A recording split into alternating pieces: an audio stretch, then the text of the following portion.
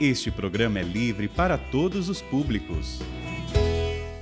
O Senhor esteja convosco. Ele está no meio de nós. Proclamação do Evangelho de Jesus Cristo segundo Marcos. Glória a vós, Senhor. Naquele tempo, os discípulos de João Batista e os fariseus estavam jejuando. Então vieram dizer a Jesus: por que os discípulos de João e os discípulos dos fariseus jejuam, e os teus discípulos não jejuam? Jesus respondeu: os convidados de um casamento poderiam, por acaso, fazer jejum enquanto o noivo está com eles? Enquanto o noivo está com eles, os convidados não podem jejuar. Mas vai chegar o tempo em que o noivo será tirado do meio deles. Aí, então, eles vão jejuar. Ninguém põe um remendo de pano novo numa roupa velha, porque o remendo novo repuxa o pano velho e o rasgão fica maior ainda. Ninguém põe o vinho novo em odres velhos, porque o vinho novo arrebenta os odres velhos, e o vinho e os odres se perdem. Por isso, vinho novo em odres novos. Palavra da salvação. Glória a vós, Senhor.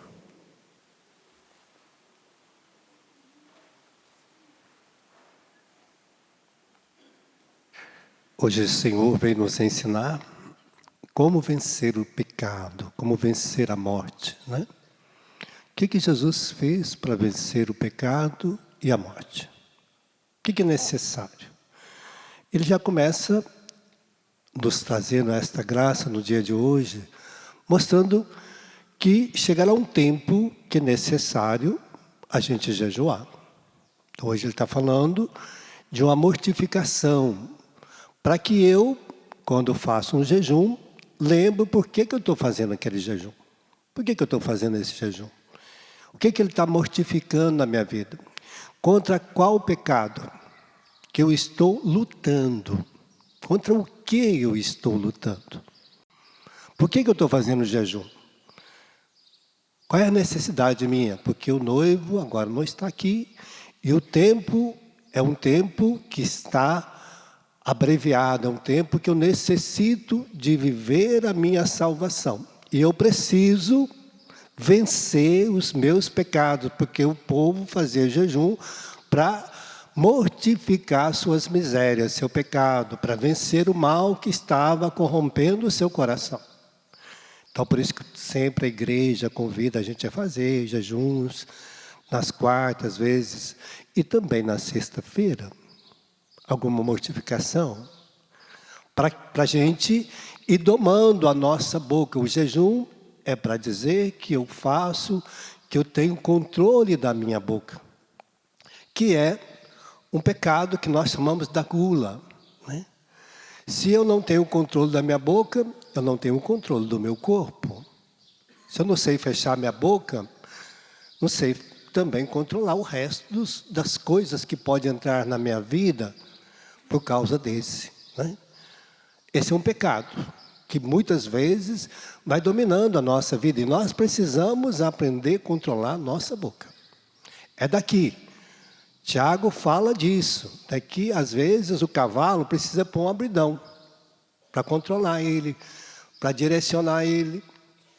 Vai falar que também a nossa boca, a nossa língua, que é um problema muito grande na nossa vida. E que às vezes dentro dela, debaixo dela, está um veneno. Tem um veneno chamado áspide, que envenena a nossa alma e a dos outros, né? Pelas palavras, às vezes, que saem da nossa boca. Então, o descontrole da nossa boca vai descontrolar todo o nosso corpo. Aí vem outras situações que Jesus vai falar, que a boca vai falando daquilo que está cheio o nosso coração. Por quê? Porque ele está falando também de muitas vezes a gente colocar remendo em roupa velha. Porque às vezes a gente está só remendando a nossa vida. Coloca um pouco da palavra de Deus, dos ensinamentos de Deus, mas assim que a gente tem uma oportunidade, a gente volta para o pecado. Então a gente fica colocando remendo. Vamos lá, confessamos, pedimos perdão a Deus, aí sai de novo, volta para a vida de pecado. nós ficamos às vezes vivendo de remendo a nossa vida. Ele está dizendo, não, tem que parar com isso. Nós não estamos aqui para ficar remendando a nossa vida. Ou senão, ele está falando também do vinho. Às vezes nós vemos, colocamos a palavra de Deus, mas no odre amargo, velho, que está ainda lamentando, reclamando, xingando, a palavra de Deus até chega a nós, mas ela não produz fruto porque a gente vive uma vida amarga que está sempre explodindo. Está sempre explodindo para algum lugar. Porque o vinho novo ainda não veio morar em nós. O vinho novo que vai falar é Jesus. As palavras, os ensinamentos de Jesus ainda não entrou no nosso coração. Nós não estamos vivendo ainda a nossa fé. Nós estamos vivendo a vontade de Deus em Cristo para nós. E nós temos que saber que a nossa salvação depende dele. É nós santificar a nossa vida em Cristo. Nós não temos outro lugar para santificar a nossa vida, não. É nele que está a nossa salvação. E nós temos que garantir a nossa salvação. Por isso hoje a primeira leitura vai dizer desta riqueza que nós precisamos entender que nós temos agora um sumo sacerdote que está lá no céu, que tem compaixão de nós, que se move de compaixão, mas ele só pode mover de compaixão por mim se eu estou disposto a viver a vida nova. Ele sabe das nossas fraquezas, ele conhece porque ele experimentou cada uma delas. Ele foi tentado do mesmo jeito que todos nós somos tentados. Jesus teve a vida igualzinha a nossa, desde o nascimento. Toda a concepção dele foi uma concepção humana, para dizer que ele foi fecundado do mesmo jeito, pela graça do Espírito Santo, mas teve que experimentar os 9 meses no ventre materno, teve que experimentar toda a graça de Nossa Senhora, teve que aprender, foi educado na fé, trabalhou, experimentou todas as situações que o mundo oferecia. E aí ele precisou, ele está dizendo que ele necessitou, por isso ele necessitou trabalhar, educar a sua vida naquilo que era a vontade de Deus. E nós precisamos aprender a educar a nossa vida na vontade de Deus. Senão nós vamos continuar arremendando, colocando pano velho na nossa vida, panos, e vivendo assim uma vida miserável. E aí está dizendo, Jesus está dizendo que, aqui a primeira carta aos Hebreus está dizendo que Jesus, na sua condição mortal, que é o sumo sacerdote, ele necessitou, ele teve que fazer preces. Jesus rezava todo dia. Jesus era o homem da oração. E ele está dizendo, não só a prece, mas a súplica. E com forte clamor, e muitas vezes Jesus chorou, para que ele fosse salvo, para que ele experimentasse primeiro a salvação, vencesse a morte, vencesse os pecados, para nos dar a graça de sermos vencedores. É preciso que nós lutamos com os pecados. Ele fez jejuns. É necessário jejum e lágrimas às vezes, para vencer os pecados. Ninguém vence de graça não, viu? Se eu não me esforçar, se eu não batalhar todo dia, se eu não rezar todo dia, se eu não fizer súplica, muitas vezes a vontade é deixar tudo, abandonar, é querer morrer, querer desistir, é querer abandonar o nosso serviço.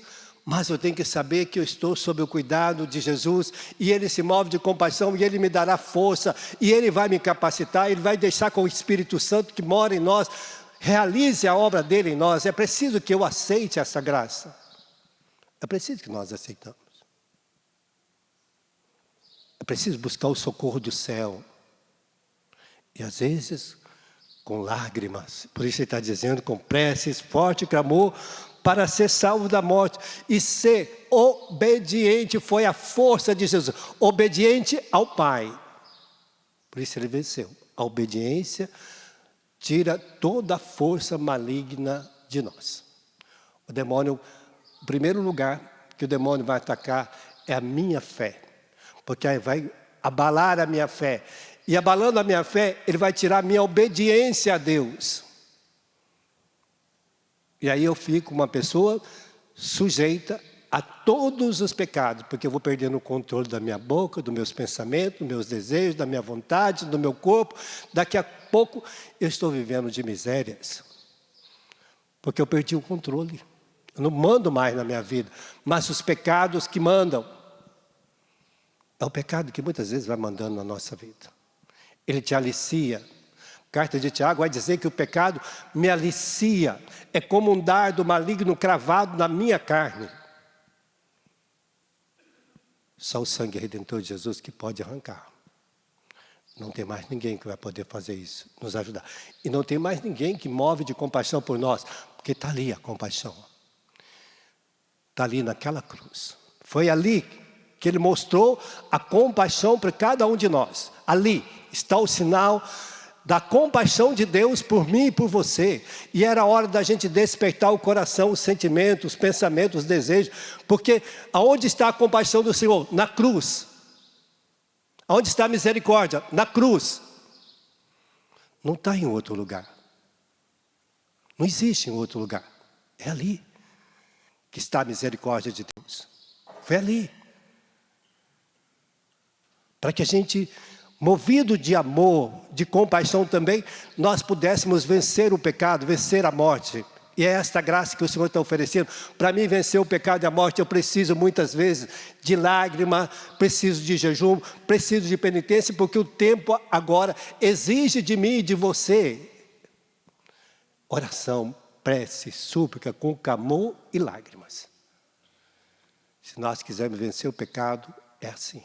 Se quisermos vencer a morte, é assim. Tomar a nossa cruz e seguir Jesus. A cruz de cada dia. Então hoje o Senhor está te convidando, ó. Agora é o tempo de você aprender a rezar, às vezes com súplicas, lágrimas, e às vezes com grande clamor, até o ponto de Jesus suar sangue. Fecha teus olhos, eu não sei, né, como é que está a sua vida de oração. Não sei como é que você está vivendo. Mas o Senhor hoje está trazendo para nós que esta é a graça que nós vamos ter na nossa vida, desde que Ele vai se mover de compaixão, desde que Ele veja também o nosso esforço pessoal, a nossa luta contra o pecado, a nossa luta contra as misérias desse mundo, o nosso esforço. Eu me lembro de um senhor que ia na porta da minha casa, enquanto eu estudava, fazia teologia, e ele batia na porta, e aí um dia ele disse para mim assim: eu choro todo dia por causa do meu pecado. Todo dia. Eu estou clamando ao céu por causa do meu pecado.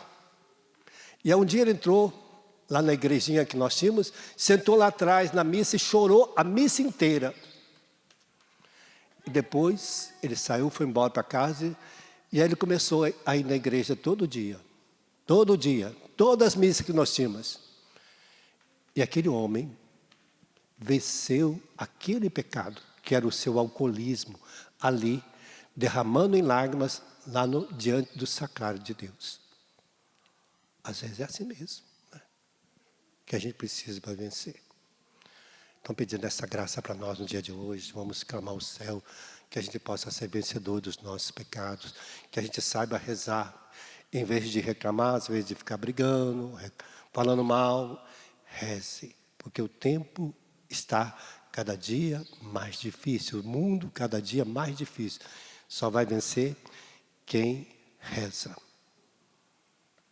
Que Deus nos dê as graças nesse dia de hoje.